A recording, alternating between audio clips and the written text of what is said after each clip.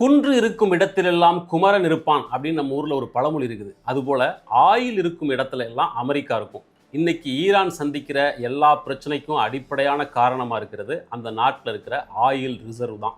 அதை கொஞ்சம் ரீவிசிட் பண்ணி பார்த்தா தான் இதோட முழுமையான சிக்கலை நம்ம புரிஞ்சுக்க முடியும். 1900ஆவது வருஷம் உலகமே எண்ணெயை தேடி எங்கெங்கும் அலைய ஆரம்பிச்சிருந்துச்சு. அந்த காலகட்டத்தில் ஈரான் உள்ளிட்ட வளைகுடா நாடுகள் எல்லாம் ரொம்ப வறுமையான சூழலில் தான் இருந்துச்சு. அதிலிருந்து கொஞ்சம் முன்னாடி அமெரிக்காவில் எண்ணெய் வளத்தை அப்போவே கண்டுபிடிச்சிருந்தாங்க. அதுலேருந்து ஆதாயம் பார்க்க ஆரம்பிச்சிருந்தாங்க. இன்னொரு பக்கம் இங்கிலாந்து அப்போ ரொம்ப செல்வ செழிப்பாக இருந்துச்சு. இங்கிலாந்தும் அமெரிக்காவும் உலகத்தோட மற்ற நாடுகளில் எண்ணெய் வளம் இருக்கா அப்படின்னு கண்டுபிடிக்கிறதுக்கு தங்களுடைய டீம்களை அனுப்ப ஆரம்பிச்சிருந்தாங்க.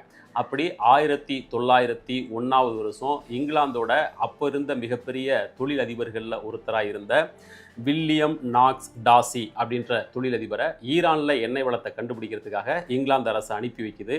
அப்போது ஈரானை ஆட்சி பண்ணிட்டு இருந்த ஷா வம்ச மன்னரான மொசாஃபர் அல் தின் அவருக்கும் அந்த டாசி நிறுவனத்துக்கும் இடையில ஒரு ஒப்பந்தம் கையெழுத்தாகுது. அந்த ஒப்பந்தத்தின்படி அடுத்து வர்ற 60 ஆண்டுகளுக்கு, அதாவது ஈரானில் எண்ணெய் வளத்தை கண்டுபிடிச்சிட்டாங்க, அப்படி கண்டுபிடிச்சதுலேருந்து அடுத்து வர்ற 60 வருஷத்துக்கு அந்த எண்ணெய் வளத்தை எடுக்கிறது, ப்ராசஸ் பண்ணுறது, விற்பனை பண்ணுறது எல்லா உரிமையும் அந்த நாட்டுக்கு கொடுக்கப்பட்டுச்சு.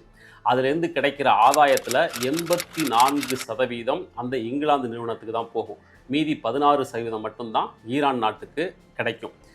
எண்ணெய் வளம் ஈரான் நாட்டோடது, ஆனால் 84% இங்கிலாந்துக்கு போகும். இப்படி ஒரு அக்ரிமெண்ட்டுக்கு ஈரான் அன்னைக்கு ஏன் ஒத்துக்குச்சு அப்படின்னா, அன்னைக்கு நாடு இருந்த நிலைமையில் அதுக்கு அக்செப்ட் பண்ணுறதை தவிர அவங்களுக்கு வேறு ஆப்ஷன் இல்லை. இந்த அக்ரிமெண்ட்டுக்காக அந்த ஷா வம்ச மன்னருக்கு 20,000 பவுண்ட்ஸ் பணமாக கொடுத்தாங்க. அதுபோக புதுசாக உருவாக்கப்பட்ட அந்த கம்பெனியில் 20,000 பவுண்ட்ஸ் மதிப்புள்ள பங்குகளை கொடுத்தாங்க. டாசி அண்ட் டீம் ஈரான் முழுக்க எண்ணெய் வளத்தை தேடி அலைய ஆரம்பிக்கிறாங்க. 1908ஆவது வருஷம் ஈரானில் இருக்கிற மஸ்ஜித் சுலைமான் அப்படின்ற இடத்துல ஈரான் நாட்டோட முதல் எண்ணெய் வளம் கண்டுபிடிக்கப்படுது. மத்திய கிழக்கில் கண்டுபிடிக்கப்பட்ட முதல் எண்ணெய் வளம் அதுதான். அந்த காலகட்டத்தில் உலகத்தில் இருந்த எண்ணெய் வளங்கள்லேயே மிக பிரம்மாண்டமானது ஈரானில் கண்டுபிடிக்கப்பட்ட இந்த ஆயில் ரிசர்வ் தான். இதுக்கு பிறகு ஆங்கிலோ பெர்சியன் ஆயில் கம்பெனி அப்படின்னு ஒரு புதிய நிறுவனம் உருவாக்கப்படுகிறது. பெர்சியா அப்படின்னா அன்னைக்கு இருந்த ஈரானை குறிக்கும். ஈரான் என்ற பெயர் லேட்ரான் ஸ்டேஜில் தான் வந்துச்சு. அன்றைய காலகட்டத்தில் பெர்சியா தான் அதோட பேர். So Anglo Persian oil company உருவாக்குறாங்க. அதன் பிறகு எண்ணெய் வளம் எடுக்கப்படுகிறது. அந்த காலகட்டத்தில் உலகத்தோட கடற்படைகள் எல்லாம் நிலக்கரியை நம்பி தான் இயங்கிட்டு இருந்துச்சு.